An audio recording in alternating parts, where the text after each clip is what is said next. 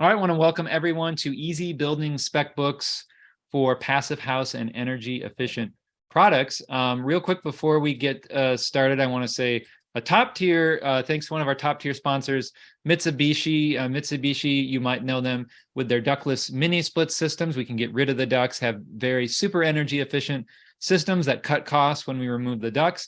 We can also do ducted mini split systems, which are going to kind of be the best of both worlds between mini splits and air source heat pumps, where you get a little bit of ducting into the rooms that you need, still very energy efficient, and distributing all electric heating and cooling from the air throughout the project.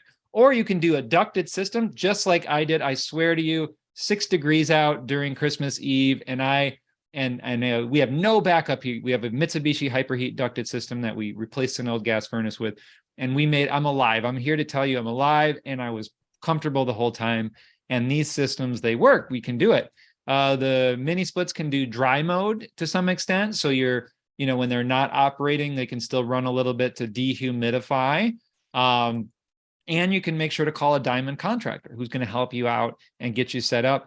And some of these ducted systems, they're getting really low loads. So you can build those super tight, right-sized passive house projects and still get this in there and hit that. And then it can throttle up during those extreme times as climate change inevitably gets worse. So you can check them out at MitsubishiComfort.com to learn more.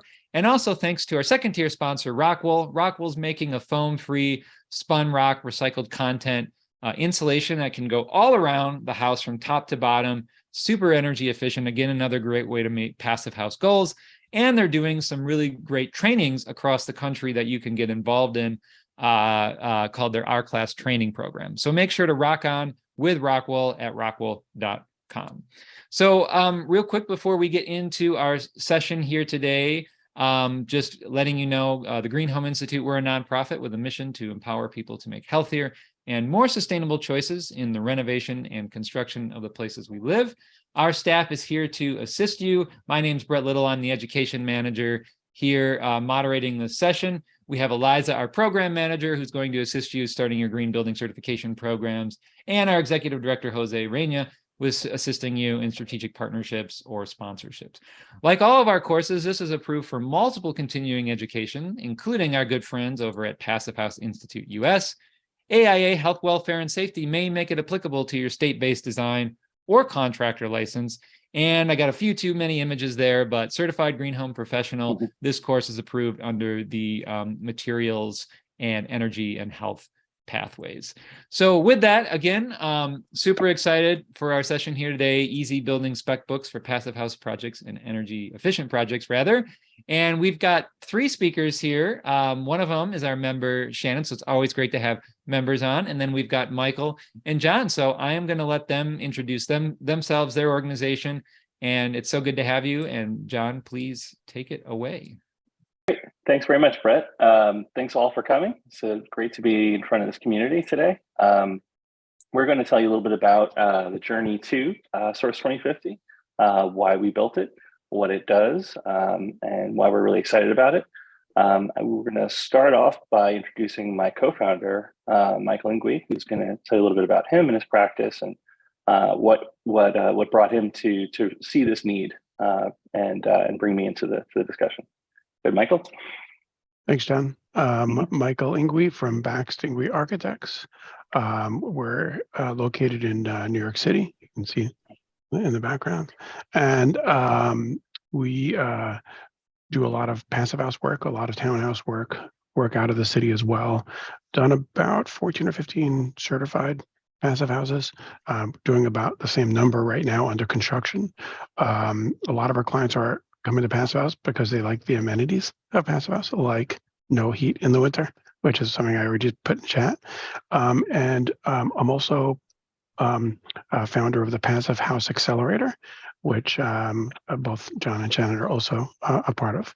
The Passive House Accelerator is a place where we have weekly events. There's one happening simultaneously to this right now, and it's set up where people can show off buildings that are built. We do weekly events, and we have podcasts and a whole bunch of other things.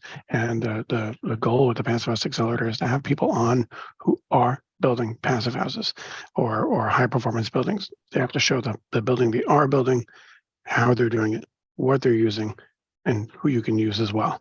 And what's nice about that is it's helping to accelerate the growth of that. And it gives people an outlet to share information, also to ask lots of questions. I did it, but I needed this. Through that, as well as lots of other things, we realized that one of the major hurdles to this was not just information getting out there, because some of the stuff you just can't unlearn, but also getting materials. I spend still a couple hours a week telling people I compete with other architects, contractors, everybody, where to buy stuff, how to get it, where to get it. There's so many great products out there, and sourcing is a major problem. So we've wanted one to exist for a while. I obviously don't have the skill set to make that exist, but John did. And so my co-founder, John, which I'll introduce now,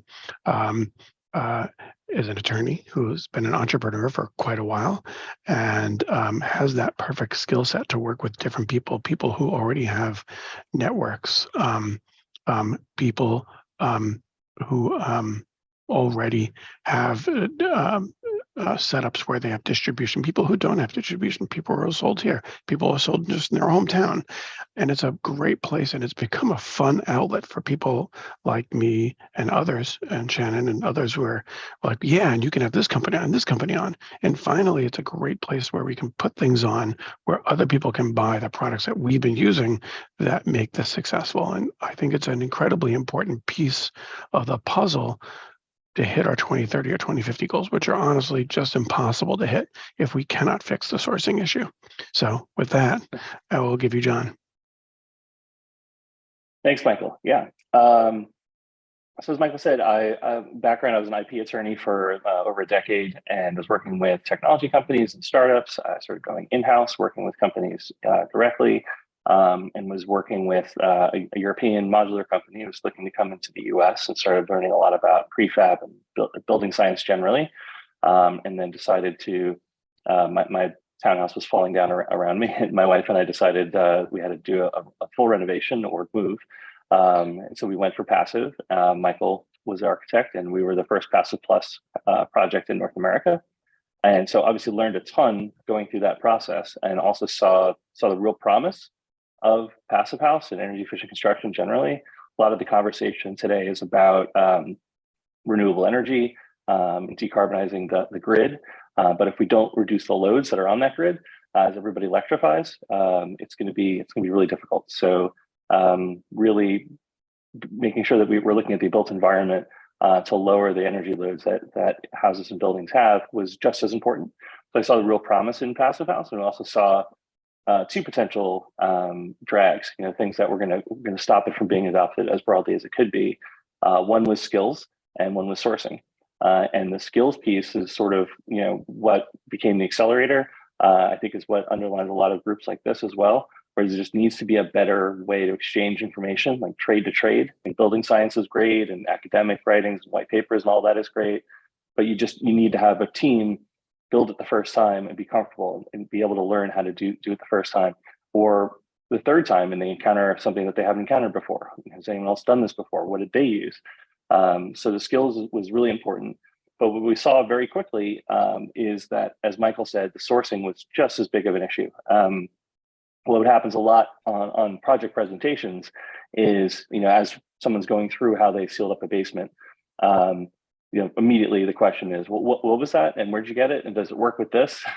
And so it was very clear to us that there really was a need for not just another brand, but just a proper marketplace, some place that people could go to find a variety of products from a variety of vendors, all in one place, be able to compare them. And there's so much innovation happening. There's startups, there's R&D, departments at incumbents putting out new products. There's European companies coming into the country for the first time. Just a massive amount of innovation, new products that are coming online. And no one can find the brochure from the trade show a year ago when they finally have a need for that product, right? And a lot of them aren't set up for sales, right? So if you find the website, you're asking for a sales rep to call you, and whether that happens or not, it's not going to be on the timeline you had hoped. So there seemed to be a real need for something like this. So about a year plus ago, we started conducting roundtable discussions. We invited in architects and contractors, sales reps, vendor reps, manufacturers, and said, like, if we built a marketplace, what would it have to do to be useful? How would it be helpful for your current workflow? And we really took that advice seriously, and built what sounded like was needed. So we spent about a year doing that, and then we just launched it at the end of last year, Source 2050.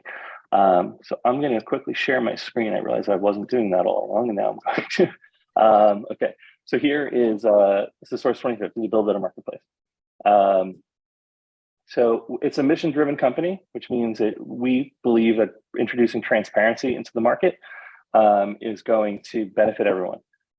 It's not helpful where pricing is hidden or it's at the end of 7 phone calls with a distributor.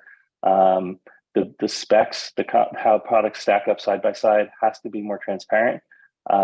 That's going to reduce prices. That's going to make specifying and sourcing more efficient. That's going to allow these types of construction projects to be adopted more broadly. So as I said, the problem we saw was that it was very difficult to find products in one place. And it was as difficult on the manufacturer side. I mean, they are, if they have the budget, really using incredibly antiquated methods like cold call, job site visits, with a sample briefcase, those sorts of things. It's so hard for them to find the right project, the right person, the decision maker for that project. They saw the need as much as architects and engineers did as well. And as we said, this is only going to get worse as these requirements start coming online in the coming years, and people have to build this way, and they just don't know how. So these are the principles, the features that we settled on, that we saw there was a real need for. Making it intuitive, making all of the product specifications and pricing and shipping times and rest of it transparent, allowing you to search and filter products, allowing for support directly from us or from the vendor, and the specification list, which we're going to spend a little time on in a minute, which is one of the 2 features that we're really most excited about and have gotten the best feedback since we've launched. And then including all the different product reviews and profiles and everything else we have about a project, about a product rather. So you can you're not deciding on, this product based on an anonymous star system or comment section, but you're looking at where it's been used before to see if it will work for the project you're working on now. I said, why are we doing this now? Well, there's been a need for a long time, but we're now seeing this massive innovation. And this is, probably 6 months ago that I put this together. So I'm sure there's more that are not here. But at the state level, and now what's not included here is the Inflation Reduction Act and all those incentives and rebates and so forth. There's just a massive legislative push towards construction this way. And there needs to be a better way for, as I said, first-time project teams to not be so hesitant to jump in. So the two features that we have got the most feedback about that we heard in those early sessions were really needed was an intuitive way to find products, right? So if you can go into a category, what we've done is as we're onboarding products, and I should say we have close to 300 SKUs from 25 different vendors at this point. When you go into a category, like we're here in membranes, you have not just the products just dumped in there, but we spent a lot of time going through each product, each spec sheet, the declaration, documentation, everything that's there, and pulling all of those attributes into filters. So you can really go through and select, if you need this perm rating, you need this fire rating, you need this type of certification, it's got to be liquid applied, whatever it is, you can go through and you start in a category, there's maybe 3 dozen products, and you start putting in those filters and it shrinks it down to the few that match what you're trying to do. And secondly is and I'm going to hand this over to Shannon in a minute, who's going to actually walk you through that live, that process if that was a little opaque. So the number one feature people are excited about is just that ability to filter and really intelligently find the products that you're looking for by the specifications that matter. And the second is that you're not just finding them and have to purchase them, you can bundle them into specification lists, right? So you can, in your account, can create a new spec list, 123 Main Street. And as a specifier, the engineer architect, you can go through and drop actual products that meet your specs into the cart so that when those drawings go over to the contractor, they're going with a link to that list. So the contractor knows exactly what they can use to meet that spec. They know what the pricing is, they know what the lead time is, they do their takeoffs, and they can purchase it directly. So that has been very exciting for a lot of teams to learn about. I think that's been a point of frustration for teams that are designing to Passive House or similar energy efficient standards. The contractors are not used to having that level of detail and that kind of requirements. They're used to doing their or similars and going to the lumberyard and finding something else. Can't really do that when every component of a wall assembly, contributes to the R value, et cetera. You can't kind of have willy-nilly substitutions. So it's really great for the specifiers, the architects, as Michael says, he doesn't get a phone call, from every project team once a day. Well, what is this? Where am I supposed to find it? And kind of use this instead and all the rest of it. That's helpful on the architect side. And on the contractor side, they're not spending, hours on phones trying to get sales reps to call them back, negotiating with distributors and the rest of it. And then navigating 6 different truck deliveries from 6 different vendors. A lot of our products are coming through the same channels, so you can get multiple brands on pallets right to the job site on one truck. So big benefit for the contractor as well. So I said a lot, and I kind of briefly described those features, but I would now like to, not stop sharing my screen and invite Shannon. I should introduce Shannon. So Shannon is wears many hats and wears them all really well. And she has joined Source recently as our in-house Passive House consultant. So what she has been fantastic at is working with new customers, new teams that haven't used Source before, that don't know how the process works. They have a project, maybe they've not built to Passive before, maybe they have, but they're facing a pretty gnarly situation that they don't know how to navigate. And Shannon will set up a 15-minute intro call, tell her what you're working on, what's the stumbling block, what are you trying to navigate, and she'll put together the list to get you started on Source, and then more importantly, show you how she built it, how she was able to use the tools in Source to come up with that product selection. So it's really educational for new customers to get them up and running, get them on the rails, and be able to become power users and be able to use Source directly themselves. So without further ado, Shannon, take it away. Thanks, John. And thanks, Brett, for inviting us to share Source 2050 with the GHI community. Thrilled to be here and excited to share the process our typical customers follow, because we've gotten great reactions from both designers and builders so far. So if you don't know me, I'm Shannon Pendleton. I lead Passive House projects at Sanderson Sustainable Design, but I'm involved with Source 2050 and Passive House Accelerator because of the combined missions to get high performance, carbon smart products and best practices in the hands of designers and builders. So the thing that I love about Source 2050, and I'm going to pull up the account dashboard right away here, is what it looks like when you hop onto the website and how it immediately starts to fill a hole in my practice that really needs filling. I've often reached out to builders as soon as I start a project and start the bidding process to say, what's your supply warehouse? Who's the person you talk to over there? How can I specify products that you can actually get? And how can you see why I'm specifying these products?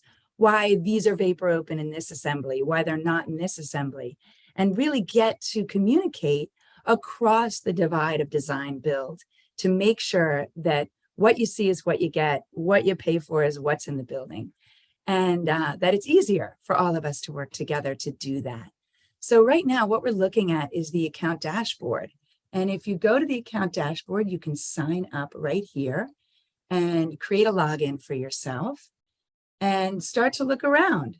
What we have are categories you can browse, brands that you can look into, and a whole host of different account details, support systems, subscriptions, orders, and addresses, right? So you can access all of that right from your dashboard.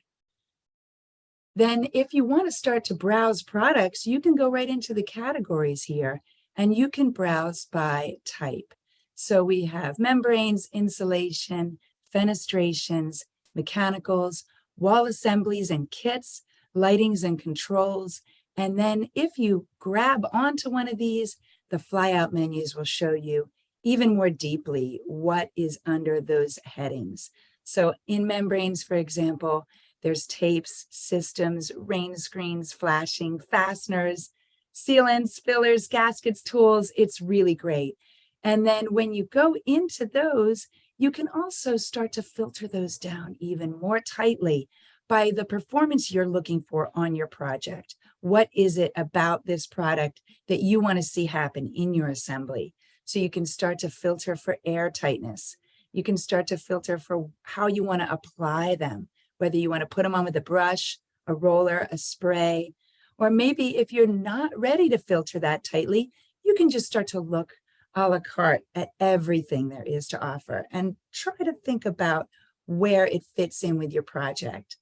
And one of the things I love most is to start to look into categories like thermal breaks. I'm always looking for thermal breaks on my products, on my projects.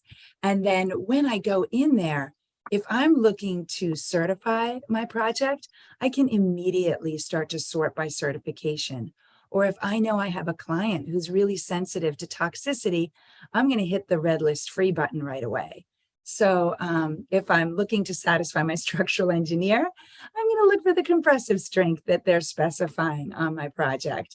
And I'm going to start to sort my thermal breaks by those filters. So those are some of the really great, powerful tools right away that I start to use just to cull down all of the products into a short list. And then once I have those culled down and I have them on my screen, there's a compare button right here that I can hit. And I can grab this product and put it into a compare list. And once I've done that, then I can go up to my account dashboard and hit the compare button right up here. And it will put all of the items that I've wanted to compare into a matrix. And once I have them in a matrix, I can look at them side by side, not only for their descriptions, but also for all of the filtered items side by side. So this is what I love. It makes me feel like I'm in the organic aisle of the supermarket, or I'm on Amazon, but I'm in the high performance section, right? I'm in there sorting just by the things that I want to look at. And those include everything from compressive strength to flame spread, and right down to availability, whether these items are in stock or not. So if I'm fast tracking, that's a big part of handing this off to my builder. And speaking of which, if I add these to the spec list using the tool at the bottom, I can start to look at my list. I've redacted this list because this is actually a client's list. But we, at the dashboard, can hit all the spec lists that we have. So I have a whole bunch of spec lists in here right now. Some of them are mine for my projects, and some of them are for clients that we're helping build their spec list so we can hand it off to them and they can take it from there, become a power user. So once you've hit your spec list here, you can manage it. You can manage it through the list items tab or the settings tab. And you can also print it or email it to yourself, to other members of your team, or you can specify whether it's a public list, a private list, and you can share it with your friends using the social media icons right here. And it's a great tool. You also can print it and look at these items and take actions on these items in the spec list, including handing it off to your builder, allowing them to become the owner of it during pricing, where they can add into the item of the spec list the quantity that they want, and then also add it to their cart and see pricing right then and there, which John can tell you is the guaranteed lowest pricing available from our vendors, which is locked in once you add it to your cart. So what's great about this right now is it satisfies where we're all trying to get to right now. And knowing the mission of Source, where it's going to go to next, is really the carbon accounting part of the equation, because we want high performance right now. We want to build zero operational energy and carbon smart right now, but we want to account for that carbon in the future in an immediate way when we're checking out, so that we can see we're putting our money where our carbon is. So that's phase 2. This is phase 1 that you're looking at right now. And we really appreciate you taking the time to get to know us. Please log on, try it out. Let us know what you think. You know, we want to hear everything. We want to hear, you know, the shining smiles, and we want to hear all the warts. So please share your experience and reach out to get to know us better anytime. So with that, I will hand it back to John and stop sharing my screen. Great. Thanks very much, Shannon. Yeah, so that Shannon started to talk a little bit about what's in plans for the future, and it's a great segue. I see a bunch of Q&A questions here. Actually, we'll touch on a little of them in what I say next, and then I'll circle back around to those that I don't hit. So, we took the collaborative aspect of building Source really seriously from the beginning. As I said, we spent time with every stakeholder, in these projects to really understand what was difficult, what were their pain points, how could a marketplace solve them. And as we pulled all that information in, we really built the site to respond as best as we could to those requirements. We also built it on a platform that allowed us to iterate quickly, but doing that also means there's naturally some limitations. So we were very comfortable with what we have to launch, and the version 1 features, the filtering and the spec list feature, we're very excited about. We also knew that as soon as we launched, as we expected and we're hopeful, we'd be getting a ton of feedback, requests. Could you also do this? Could you also do this? So we have been taking very careful notes of all those feature requests, and are starting to think about what version 2 could look like. For example, as Shannon just mentioned, EPDs, embodied carbon, at least the top 2, maybe the top request from architects, from specifiers and engineers, because and totally valid, right? Because it's one thing you hear often for passive and other projects. You're doing an incredible job lowering operational carbon, right? That's clear. But to what expense does that come as far as the embodied carbon? What the materials you're actually using to achieve that operational decarbonization has to also be weighed into it, right? It's a fair question.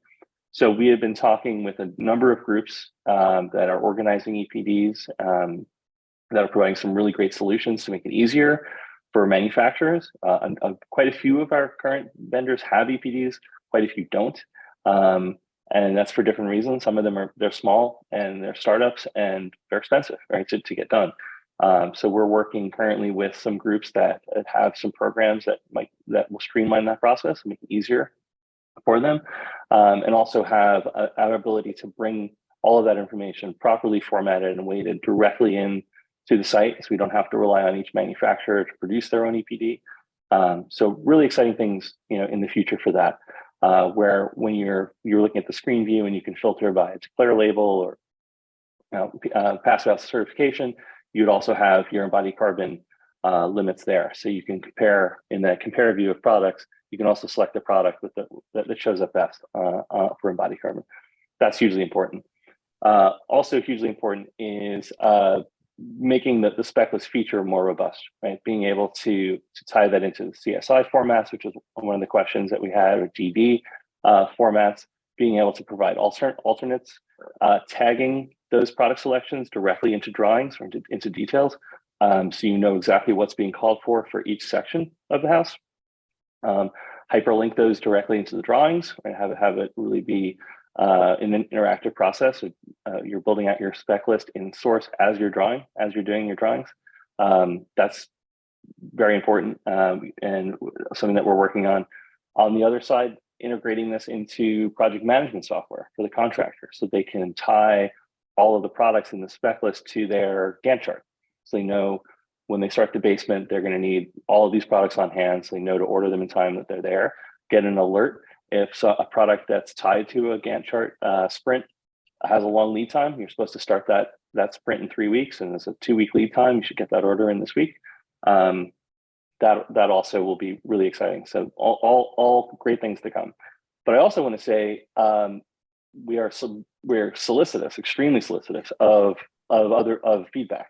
As you're using it, or just in your own thoughts as you're hearing our presentation today. If you have thoughts of features, other things that would be useful that you'd like to see, that would be helpful to you, products, especially products that are specific products that you use that are hard to find that you'd like to see, or categories, I'd say maybe a third of the products on the site right now came from those discussions from our early beta testers that saw the site, and actually the thermal break section that Shannon was just showing, that largely came from a conversation from an architectural firm in Manhattan. We just can't find good high PSI thermal break material for under windows, et cetera. We'd love to have better solutions. We went out and found a bunch, and we're working on a couple others to bring in. So by all means, pepper us with those requests. If you've got features you'd like to see, product categories you'd like to see, specific products you'd like to see, feel free. Don't be bashful. We'd love to hear it all. John, I wouldn't mind going into one of the questions that came up. Someone was mentioning a retrofit in Pittsburgh, and it's a good way to describe the site as well. The site is being built in a way where it can work and describe systems. So I'll use my project as an example. We do a lot of historic masonry retrofits of masonry buildings in Brooklyn and Manhattan. A lot of that building stock's in Pittsburgh, a lot of it's in Boston. I openly share all my stuff on Passive House Accelerator. Every time and other places like this, and every time I present, I am flooded with emails about where'd you buy this, where'd you get this, where'd you buy that, and what Source 2050 allows us to do is put everything on there. So what did I use for this entire townhouse? Cellar to roof. Some of the stuff we can carry, some of it we can't. When we're doing the spec list, or don't yet, some of this, when we're doing the spec lists, it also helps to show us the pieces that are missing. And that goes back to John's conversation, where people who are building a spec list like, yeah, and can you put this on? Can you put this on? And the manufacturers are all pretty excited about it. And we're still building that out. But I just described it from a historic masonry retrofit perspective. Works in a single family house perspective as well. There's a lot of people building these retrofitting a 1 or 2 story stick frame house, 2x4 house. I'm doing one out in Long Island. Using that house as a great example, we're going to present the whole thing and the whole system, roof, everything, how it all ties in, what we used. We're actually doing Passive House on the outside of that. That whole system will be on, and I can go on and on about systems, but it's a systems-based site. It can help kind of describe that, and that's why having someone like Shannon on board is really helpful, because that gets confusing. No building is the same. Everyone has a specific thing they're dealing with, no matter where it is. I have been trying to do a systematic approach that's the same forever. And the systematic approach works because you can't do canned details. They don't work for retrofits. Every building's a little different. So anyway, I figured I'd help to answer that one. Well, I want to follow, and I appreciate, Michael, that you brought that one up. That was really on the top of my mind. And I want to follow up a little bit. So it sounds like the answer to the question is there's case studies based around things that are, renovation projects. So I want to just take it a little bit further. Would you imagine, because you had just mentioned there's something that just clearly doesn't work for renovations. Would you imagine that there might be another field that can be sortable by minor renovation versus gut rehab? So someone can just click it, and it's just like, these are the ones that work. Obviously things work all in different ways, but do you all see that as a feature that could be added? I mean, that's a great case study example. So I use my projects again as an example, just because I know them best. There are projects that I do that aren't passive. They'll never be passive. I will never gut that house because people would kill me if I did. Or it just doesn't make sense in body carbon. I mean, it's nice enough the way it is with some cosmetic changes inside. I'm not going to gut it. I'm never going to be able to insulate that wall the way I want to or air seal it, but I'm installing brand new windows. And if those windows need tape, they need insulation, they need it to be installed right. So it's a great case study. What did I use on that house? So that's how the Passive House Accelerator is built to kind of share that story as well. But it's not built to help you buy those products or find them. And in it really, a lot of things that recommend products fall short of that one thing. And I'm assuming everybody on here is on the same level of deadline I am, where although I would like to do it the best I can, it has to be done by Friday. So, and sourcing these things, it's impossible to hit the metrics I want to hit without sourcing it better. It's just impossible. As of now. I like to think about it as one of the things we're trying to do is elevate the discussion from products to solutions. and that those are solutions that are systems, potentially from one vendor, from one manufacturer, Delta system, or the number of different systems that everything works together really well. But also systems that include products from multiple vendors that are very hard to find, that you really can't, it's one of the things that a marketplace can do really well, right? We can have a detail that includes products from different vendors that we know work together well because they've been used on this site. So one of the initiatives we're undertaking right now, and you'll start to see it rolling out over the next few weeks, is building out systems that incorporate product bundles that incorporate products that work together or that have worked together on other projects. And then the long-term goal there is, yes, to tag those up so that you can say, I'm in this climate range, this climate area, this is the type of project I'm trying to do, what projects are out there, and you can go through and see what they used and be able to kind of crib those product assemblies and bring those into your project. So I think it's an enormously important, right? If every team that's doing their first passive project or energy efficient construction project has to reinvent the wheel, right? It has to decide, does this tape work with this membrane? Is there an adhesion issue? Is there a moisture control issue with this insulation? If they've got to go through that process every time, it's just an enormous amount of inefficiency. Not to say every project is the same, they're all different. But once you've isolated what the issue is, you should have some better guidance into what are proven systems that have worked well in this type of area before, and then you can do your customizations and so forth. Wanted to answer a couple of the questions we didn't hit on. So vendors, there's no fee for vendors to get on. We have a commission agreed with them on the sales. We're selective about who we invite in. We want good companies that obviously stand by their products, or they're good citizens that make products that can be used, or either passive certified or can be used in passive or energy efficient projects. We've cast the net fairly wide, have incredible reception. There's a lot of products that are jumping in. I think we probably have 24 in the pipeline now that we'll be bringing in, over the next few weeks. So there's just an enormous amount of innovation happening. I'll be at the trade show, building show in Vegas at the end of the month. I'm sure I'll come back with another 5 from that. So it's extremely exciting. So there is no fee to get on. There's also no fee to create an account. That's totally free. We're focused on both on designers and also homeowners. There's a lot of these products. Another initiative we're working on, as the IRA money comes out to the states, and the states are building their programs for home renovation rebates and or home improvement rebates and tax incentives. To have a section that's really focused on the products that we have that are useful in those sorts that type of work. So there's no reason it can't be used by a homeowner. Some of our products, it's a vendor decision, are not purchasable by a homeowner. HVAC systems and so forth, they only want to be selling to a certified installer or something like that. So not every product might be available, but a number of them are. What else we have here? Filtered by region of manufacturer. John, I think that's a really great point that you just made, if you don't mind me jumping in. Please. Because we are really excited to help every project find a solution, regardless of its size. So, if you're looking at something that you can't get, or you're looking at something on the site that is geared for a commercial instead of a residential project, reach out, because we can help you find another solution. Yes, absolutely. Yeah. So if we're gonna get into questions, unless did you have any more to go through otherwise? There were a couple more here, and I don't know if I'm going to give these priority because they've been in here. We can get in. We can get into those. So yeah,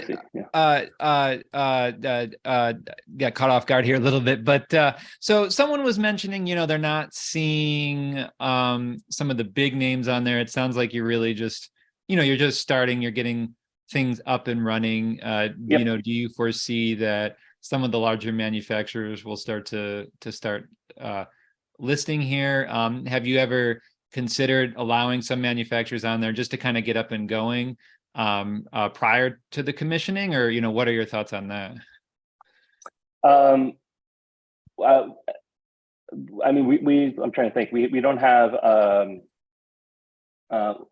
we have a pipeline that's probably 40 something manufacturers that we're at different phases of conversation about getting them on board.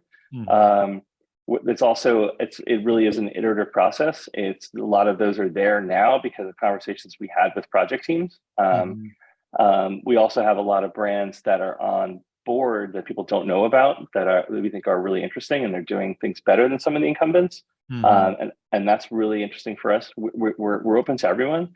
I think it's really a great opportunity for some of these smaller, more interesting companies to have their products side by side with incumbent products. Right now, they don't have the marketing budget, so some of the bigger brands, right, are getting on projects because they have the marketing budget to have people doing cold, job site walk-ons with sample briefcases and all the rest of it. But they haven't had their product side by side on the merits, on what it actually does, its performance metrics, and its application and substrate adhesion, or whatever the requirement might be. With some of these other companies, I think it's just a massive opportunity for all the innovation that's happening to get a fair viewing. What and maybe I missed this, but what is the requirement? I mean, are you just going to take anyone who's willing to do a commissioning, or do they have to have some sort of baseline evidence that they meet above code building practices? Yeah, it's first and foremost is that they're good citizens, right? And we take that really seriously. They're good companies. They stand behind their products. They have good support. Right? They're trying to do the right thing. They're open to EPDs. They're really trying to solve the problem we're all trying to solve. Second is the product used? Is it certified? Has it been used, or could it be used in a passive certifiable building? That's a secondary requirement. And that is an enormous universe of products right there. So we're making our way through that. Well, on that note, I noticed you list LEED and specifically levels of certification of LEED. And so first of all, I just want to, we're a LEED provider. And so we've had to sort of dispel some of these myths that I don't think you're perpetrating here, but there are myths out there that I want to make sure we dispel. That LEED US GBC does not certify products. They only certify buildings, and they only accredit people. It's something we just have to keep mentioning. Someone calls us up, where's my LEED certified product? So I could see someone looking at your site going, oh, there's a US GBC sanctioned LEED certified product. So could you just tell me a little bit how that fits in with LEED, and specifically the levels of the ratings? And you had said people can get in as long as they're passive house, but what if they're proven to be on a LEED but not a passive house project? Could they also list their product here? Yeah, I was saying passive or other energy efficient standards. Okay. So we have a number of LEED products, or not LEED products, they're products that manufacturers advertise as usable in LEED certified projects. And that usually comes with a bunch of case studies on their site as well. So we are, on the certification basis, we're looking to the vendors to tell us what they're comfortable stating about the product. And we're always open to revising that. But they're at the different level of certification are I think coming from the products that they have been used in and the certifications that those projects have received. But to answer it on kind of in a more general but also direct way is we don't want to create a marketplace that just has everything. It has to work in a high performance building.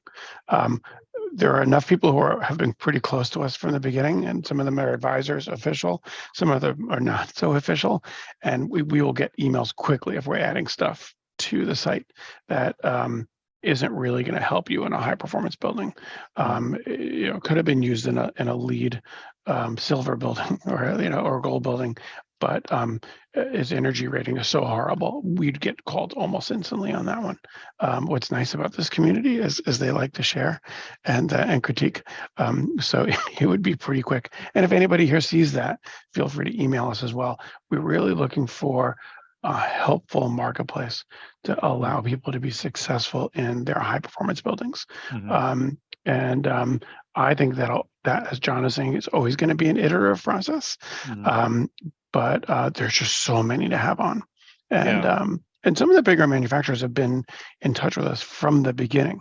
And the way it typically works with the bigger manufacturers, by the way, is they really just want to make sure you're going to work. It's a lot of it's a lot of risk to put their stuff on, and they need the site to be working for a little bit and make sure that, you know, the tires don't pop.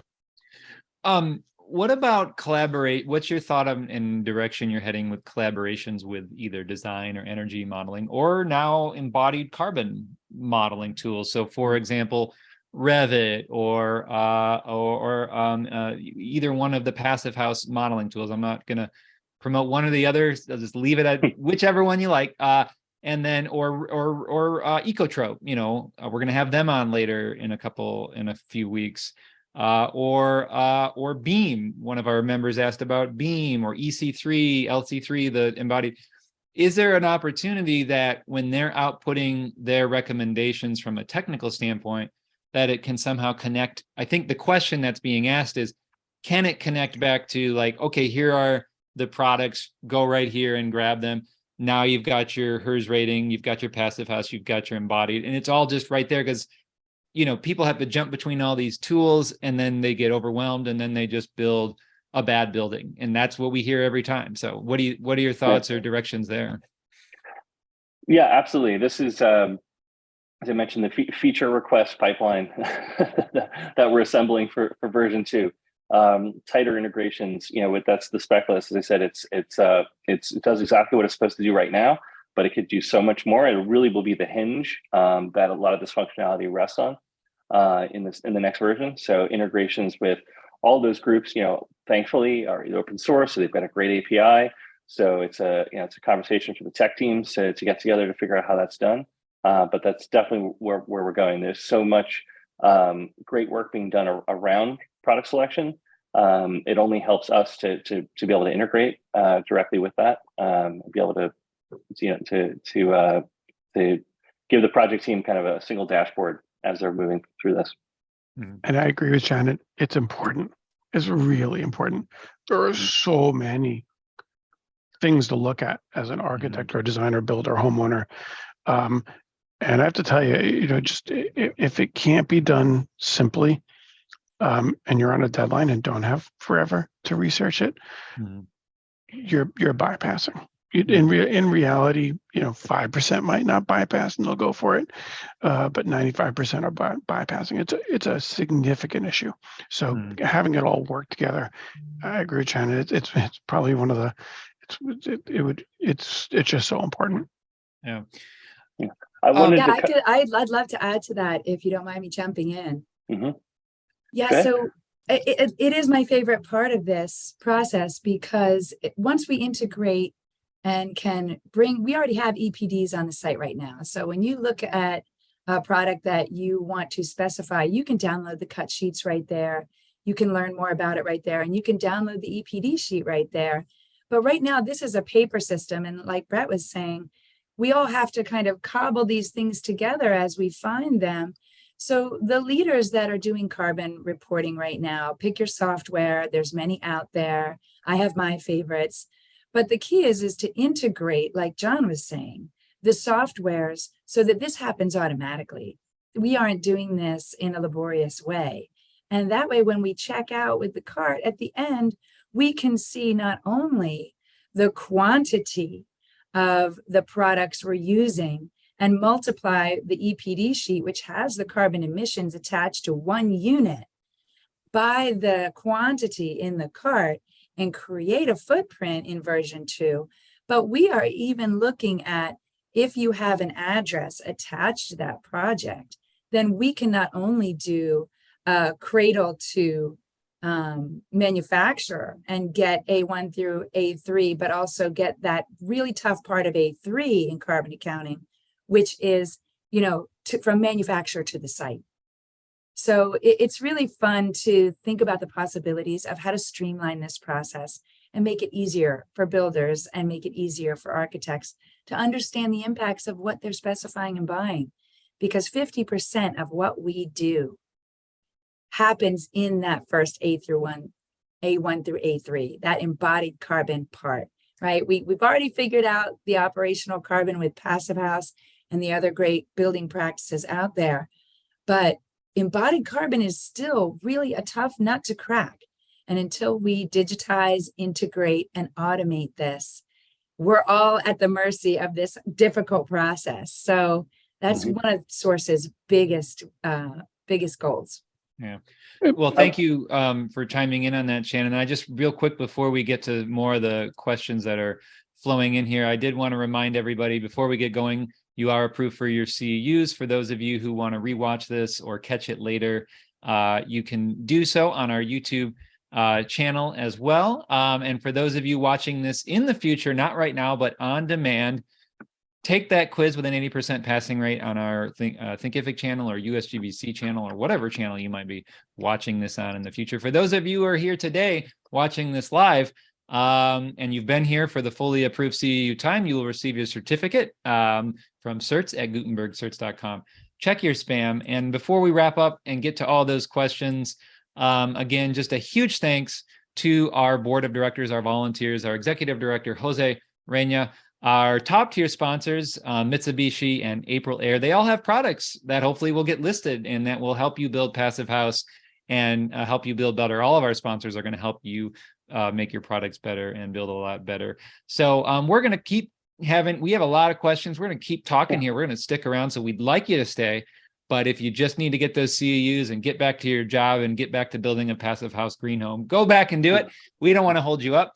But let's keep the conversation going. So I think, John, you said you were going to jump back in there. So, yeah, there's a couple of questions there I want to knock off. But quickly before that, I think one of the questions was about getting advice. So, Shannon, as I mentioned, is available to do sort of orientation calls if you've got a project and you want to see how it would work on Source. Shannon, could you put your Calendly link in the chat? Anyone can go ahead and click through that and find some availability and schedule an appointment. And we'll talk through what you're working on and see how Source can help. I wouldn't mind having one of the first questions we go to be one of the last questions, only because if people are going to sign off, I want to make sure that they hear the answer from someone who's using us as a practitioner, as well as someone who helped to put it together. Source 2050 does not take the place of a Passive House consultant or an engineer. So someone had mentioned that sometimes some of the products on here wouldn't be possible to be used in a PHIUS certified project or a PHI certified project, or certification bodies require specific things to occur. I am a massive fan. That's a horrible way to put it. My projects would not be as good. My systematic approach would fail if I did not use a Passive House consultant at the beginning of my projects all the way through. And this does not take the place of them. It helps us find those products and buy those products, but it does not take the place of it. My secret sauce for being successful in Passive Houses, I am a designer mostly. I am not technically proficient. I mean, I'm certified, but I don't really ever do it. Bring those Passive House consultants in early in schematic design and have them help you create a successful project. It's why we don't go backwards in design. It's why we can stay on target, why it doesn't cost us more to do a Passive House. And I can go on and on. I won't, but I just wanted to make sure that everybody got that point. Yeah, that's a great point. And I would just say, just to clarify, if I misspoke, when I was talking about certified products, we have the number of membranes and our fenestrations that are PHI certified. So those are obviously always included. PHIUS is going to be certifying more products. I think they're limited to Windows now, but they're supposed to be having more categories. Those are the certifications that I was referencing, that those products would be included in addition to other products that don't have those certifications, but could be used in a project that could be certified eventually. So hopefully that clarifies that. A couple of people asked how we're funded. I don't want to be mysterious. We're a startup. We have investors. We're making a go of it. It's been really exciting so far. A lot of people are very excited. We felt like we were really onto something when a lot of the interest from early investors were from people that are building in the built environment, which was really encouraging to us. So that's that. It's free to use because we are paid by the vendors when the sales goes through. So that's where our revenue comes from. The other question about vendors. So on pricing and on availability, the EPDs will help us a long way toward. They're asking if you can filter by region of manufacturer. region of manufacture, but also where it's transported to, what warehouse it's coming out of, what that last mile looks like to get to the job site. It'd be really crude to just drop in like manufacturer location as a proxy for what that actually means as far as the embodied carbon. A lot more is involved in that.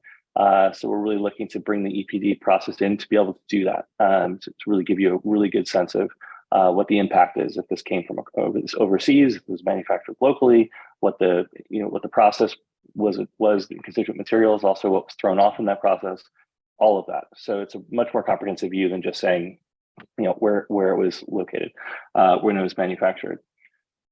On pricing, yes, the all our vendors have agreed that the pricing on source, there's no markup to be on source. It's the same price that you'd find anywhere else. That said, we also have the advantage of being able to bundle products together and work with the vendors to take into consideration the size of the order, to do discounts on sales, which is something that it's hard to do. It's just one vendor at a time. We have everybody together. We have a sense of the entire project. Then we have a good bargaining power on behalf of the client for that. And was there anything else I didn't answer? John, did you get to the question about the CSI format? Yes. So I mentioned that the spec list, part of the version 2 is organizing that. Right now, it's a collection of products. It does what it's supposed to do. We've had a ton of requests that create parent-child relationships, within them, so you could have alternatives to tag them out to details, and also be able to organize them by CSI or DD. That is in the pipeline for version 2 features. What about products that may not specifically be high performance related, but are needed for better sustainability? So a specific question here, is about flooring, siding, cabinetry. Yeah. And then, just to keep the conversation going, water conservation, looking at lower flow rates, people who want to do more green than just passive house. Where are you kind of drawing the line on what you're going to be listing? So we started focusing on the envelope and mechanicals, right? So sealing the house and controlling the airflow. That's really been our focus at launch. The envelope came together first. We're working on ventilation now, ERVs, HVAC, radiant cooling, solar, a bunch of renewables. That's the next category that we'll start to build out in the next few weeks of products. We've thought about moving the interiors. It's a consideration. We may get there. We kind of have to see how things develop. The appliances is particularly interesting to us, because if we're looking at how, particularly with renewable, we start to be able to have a real view of the entire energy footprint, and being able to find energy efficient appliances and the rest of the mechanical, the MEPs, is potentially pretty interesting. So we could see that direction. Once you get into flooring and further interior finishes, it's possible. It's a different market. A lot of regionality has to be considered. Bulkier products, obviously. So TBD, I'll say. Mm-hmm. I do want to give a shout out to our members, Building Green Alliance Foundation, with the buildclean.org tool. They have a list of a bunch of different products, maybe some that aren't quite mentioned yet on Source Zero. And so you can check them out, and they're rebranding their website too. And they're very union driven. So they're actually going to be listing union shops, and whether you like that or don't like it, I don't want to get in that conversation. It's just another feature they're going to be adding to their product. And so that's one question I am curious about for you all, not specifically that question, but sustainable business practices of the actual business itself. B Corporation, are the union, whatever it might be, the actual organization's, renewable versus fossil fuel usage. Yeah. Are you going to help people sort their morals, really, at this point? Like, is it a B Corp certification? Whatever it might be. So yeah. So it's a great question, and I think it's the advantage of having a marketplace, right? That we can have these filtering systems. We don't have to, at least we don't have to immediately wrestle. Is there a thing that gets you on or off the site? But we can be transparent about these issues. I saw a great presentation a few months ago about child labor at the beginnings of some of these supply chains for building products, and that nobody is really thinking about. And it definitely seems like something over the next few years that could start to develop into something like an EPD, a declaration. If they can't determine the origin and how these rare earth minerals or what have you were mined and the rest of it, that those start to become there's a third party certification process that can do that. And that's where a marketplace can really shine, right? So we can take that information and make it available, and then you can make that product decision, between competing products that meet your specs, that will perform you the way they want to, but you can weigh embodied carbon, and these other kind of social metrics. So what kind of citizens these companies are, and their own internal practices in informing your product decision. To us, it's all about transparency. It's the major advantage of a marketplace, of having everything in one place, not different distributors, different sales channels, different phone calls. You're trying to compare what you're hearing from different sales reps.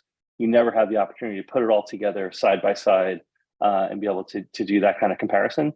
It's the superpower of having a marketplace. So as those things become available and we determine that they're reliable and they can be brought in, 100%. I think it's one of the great reasons to do what we're doing. Yeah, I think and maybe you talked about it, but let's just kind of hone in on it again. And there's a question here, but I'm going to kind of, or maybe it's really more of a statement, but I'm going to go off of it. So, obviously our good friends at Passive House US are certifying products, right? It's going through a vetting standard. I think the international folks do that as well. I guess I don't know as much. They do. Our friends at Home Innovations Lab, right? They're doing it now. So are you in contact with them to say, hey, we're getting these folks in, this is important, we want to get them back out to you, so it's third-party verified, the product itself for that level of, I would argue against the comment here that it is actually verified for performance. But we all can have a conversation about what's good or not.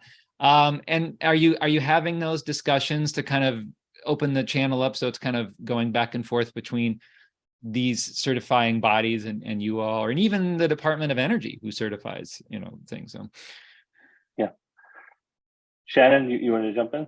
Oh yeah, sure. So I can. The short answer, Brett, is yes. And the longer answer is, again, we want to integrate those conversations to the point where we automate them and make them available so that they're completely transparent.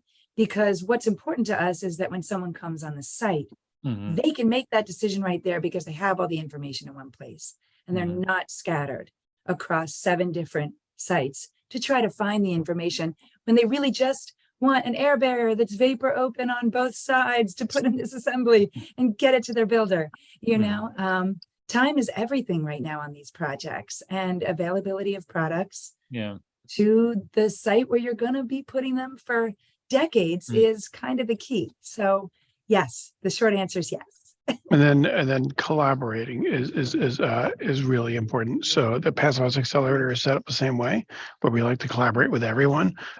Source is set up that way, where we were in touch with PHIUS and PHI probably before we were in touch with anybody else, making sure that they knew what we were up to, and they've been in touch with us ever since. So it'd be good. But honestly, I'm on buildingclean.org right now because you put the item in chat. There are just so many fantastic sources. I might argue sometimes that there are too many fantastic sources. And my journey into Passive House over a decade ago, it was daunting. It's just hard to know where to go and why. And again, I think that I'll go back to what I had said earlier. If we cannot, the nice thing about Source, I'm kind of reiterating, so I'll go fast. The nice thing about Source is that we can combine it all into one place and just have some of the certifications even link out to people like buildingclean.org, which looks very cool. And in this way, someone new coming in doesn't bypass. It just, no matter how bad we all want to do this, everyone's on a deadline. And I am reminded of it on our projects with people who really are into it. They need to move in. So it's got to be done. Well, and talk about deadline and something back to what you had just said, Shannon, about, availability, right? That's probably on everybody's mind right now. Like nothing is available. So how much can you guarantee that these things will be available, that if people order them, they can get them? Is it that, hey, you better click the order button now if you want it, because it might not be available? Like what, where's your guarantees there? Yeah, so we have all vendors maintaining their inventory in real time. So you'll see that listed for any product if it's available immediately. If you are about to order their entire inventory, then that product will update after you push that through. If things are on long lead times, which happens with everything else going, everything in the supply chain happening, that'll also be popped up. If you see a 3-week delay or whatever it is. So that should all be in real time. And if it winds up being something in the course of an order, we have a order Sherpa working in the background, making sure everything gets fulfilled, working directly with the vendors. So you'll be in the loop if we run into anything. Yeah. And Brett, I just want to jump back to something Michael said a minute ago about the community piece, because just like you're asking us questions and all these questions in the chat are challenging us to level up and consider almost the moral piece of this. We owe this to our projects. We owe this to our clients, and we owe this to the places where we're putting these buildings, right? And when we have these kinds of questions in the chat, or when we have clients come to us and ask us challenging questions and push back, that makes us better. That makes us stronger. And that's what Accelerator and Source are all about. So we do the same for our clients. When we're looking at what they're working on, we ask them challenging questions because it helps us understand what their goals really are and helps find solutions for those goals wherever we can. So I think that community piece really can't be understated. Yeah. Well, that's a really, I think, an awesome place to kind of end it here. We are at our time. I don't see too many other questions. And if people do have more questions and want to follow up, real quick, where can they go to contact you all and learn more? So I just dropped in the chat, actually, my email, john@source2050.com, Michael's email, michael@source2050.com. I got Shannon's email, sandersondesign@gmail. I also just reposted the link to the Calendly link if you'd like to set up an appointment with Shannon. Great. And I think that's that link we're sharing on the screen there too at Calendly. They can just copy that and go right in. Yep, exactly right. Exactly awesome. Right.